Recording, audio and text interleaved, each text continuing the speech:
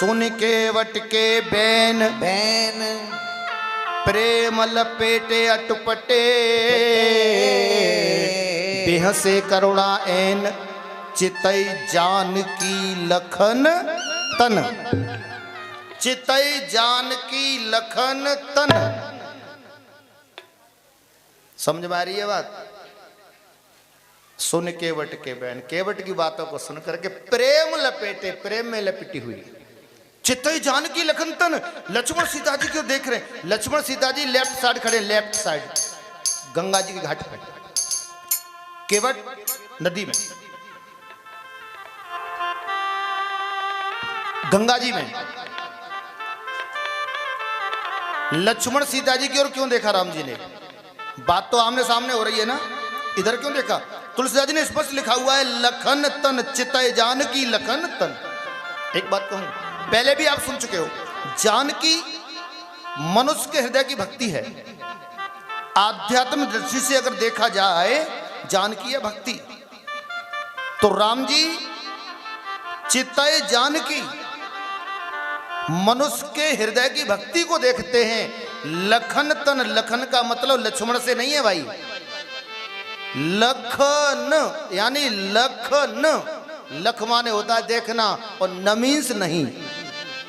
आ रही है समझ में? लख मीन्स देखना, न मीन्स नहीं, और तन मीन्स शरीर। लखन तन, परमात्मा किसी के ऊपर के शरीर को नहीं देखता, अंदर की भक्ति को देखता है, तब परमात्मा प्रसन्न होता है। लक्ष्मण सीता जी को थोड़ी देखा है, चितई जान की लख न तन, केवट के शरीर को नहीं देख रहे, ये काला है कि गोरा है। अब शाब्दिक अर्थ देखा जाए कि लक्ष्मण सीता जी की ओर देखा, तो ये भी सच है। अब सुनिए, लक्ष्मण सीता जी की ओर क्यों देखा? इशारे में पूछ रहे हैं, पैर धोने के लिए कह रहा है, धुलवा लूं या नहीं? सीता क्या कहती हो, लक्ष्मण क्या कहते हो? लक्ष्मण सीता जी से राम जी ने पैर धुलवाने के लिए आज क्यों पूछा?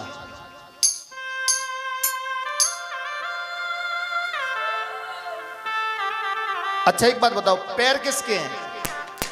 राम जी क्या के। कर रहे हैं आप?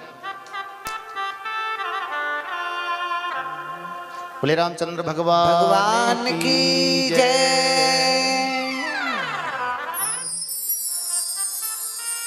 लक्ष्मण सीता जी से पैर धोने के लिए क्यों पूछा? इसका कारण पता है आपको? नहीं पता। एक झोली में फूल भरे, एक झोली में कांटे, अरे कोई कारण होगा, कारण होगा। अच्छा ये बताओ, पैर किसके हैं?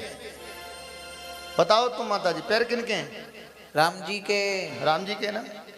तो लक्ष्मण सीता जी से धुलवाने के लिए क्यों पूछ रहे हैं? आप कहीं जाओ रिश्तेदारी में, लो मैं आपकी बात पूछता हूं, तुम्हारे बुआ के छोरा की बहू तुम्हारे पामन ने धोए आवे, समझ में आ रही है बात? तो तुम अपने आप धुलवा लोगी या फोन करके अपने हेयर बैंड पूछोगी धुलवा ले के ना है? हेयर बैंड ना, हमारा हस्बैंड बोलते हैं। अच्छा हस्बैंड बोलते हैं। हाँ चलो कोई बात नहीं, मुझे पता नहीं है।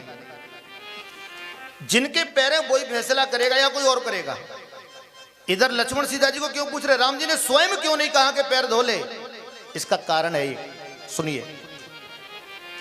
जब राम जी का विवाह नहीं हुआ था, तब भगवान राम के पैर कौन दबाते थे? आपको ये बात पता है कि नहीं? बताओ कौन दबाते थे पैर राम जी के? लखनलाल दबाते थे। जब शादी नहीं हुई थी तब की बात, ये सेवा लक्ष्मण जी को मिली थी। जब सीता जी आ गई तो लक्ष्मण जी कमरे में रोज की तरह पैर दबाने लगे राम जी के। जैसे सीता जी कमरे में आई, ओहो देवर जी व्हाट आर यू डूइंग? आप क्या कर रहे हैं? It work is mine, please get out. ये काम तो हमारा है पैर दबाने का, हम काहे के लिए आई हैं? बाहर जाइए। लखनलाल को भगा दिया। तुम बताओ, तुम्हें राम भगवान के पैरों की सेवा रोज मिले और तुमसे कोई सेवा को छीन ले, तुम्हें खुशी होगी? लक्ष्मण जी रोने लगे, कौशल्या मैया की गोद में गिरे। मैया भाभी आई है, तब से भैया की सेवा गई। बेटा उसकी पत्नी है, पूरा हक है। माँ जब तक राम भैया की सेवा मुझे नहीं मिलेगी मैं अपने प्राणों को त्याग दूंगा।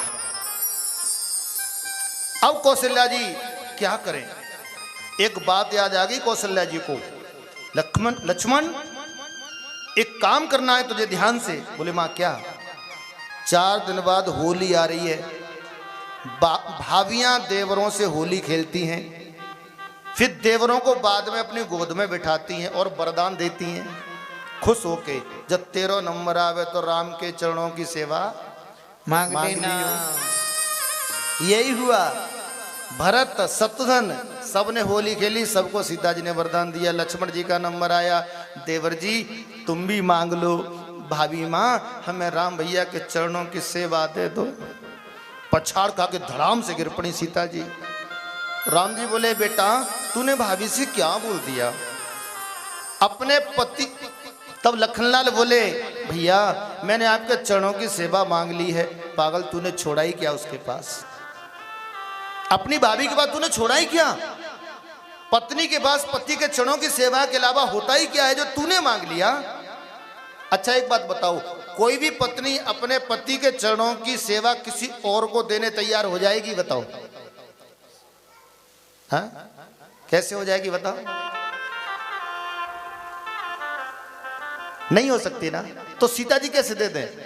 आज बड़ा दुख हुआ सीता जी को। भैया लक्ष्मण जी बोले राम भैया से, भैया अब मुझसे गलती हो गई, अब मैं क्या करूं?